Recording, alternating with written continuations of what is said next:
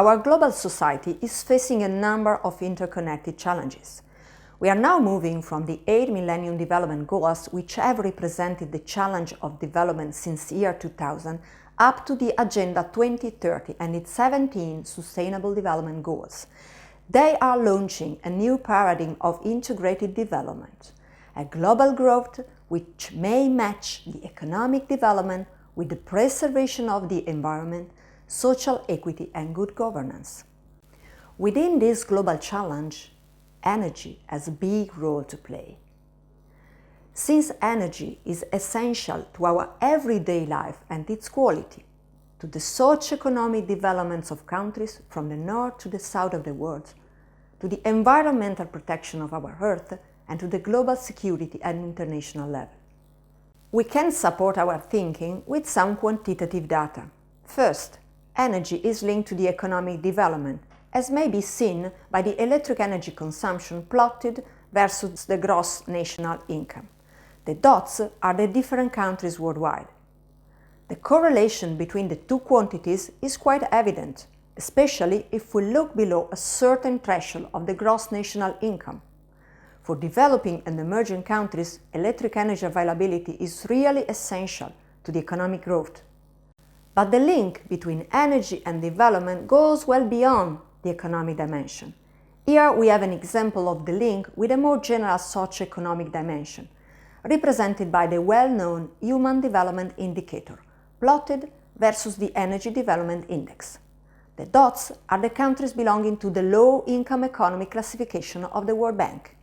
The correlation is again quite evident. More in details, we can also give a look to the link between energy and the social dimension, as shown by the enrollment in the secondary school, plotted versus the electric energy consumption. Poor energy availability, poor access to education beyond the primary level. As we have just shown, energy is essential to development and thus energy should be a right for all at global level. But which kind of right? Energy is an instrumental right. Indeed, energy by itself does not affect human dignity, but it is today well recognized and accepted that without energy or with a poor access to energy, the fundamental rights might not be granted. Indeed, we know that access to energy is not a right for all. In developing countries, we have 1.2 billion people without access to electric energy and 2.7 billion are still relying on non-commercial biomass for their domestic need.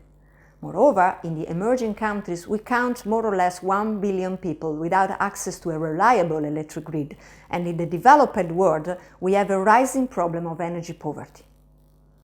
The complexity of the problem is recognized, as well as the persistency in time. The international community, with special reference to the UN system, has launched a number of initiatives which have risen the global attention on the issue of access to energy.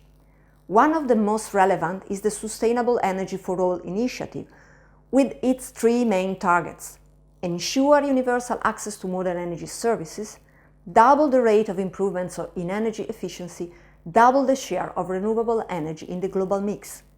Finally, it's worth noting that we are now living in the decade from 2014 to 2024 fully dedicated to this subject.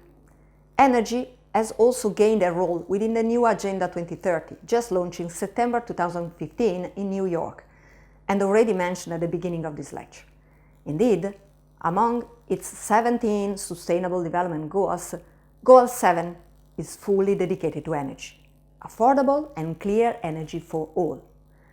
The centrality of energy within sustainable development is definitely marked.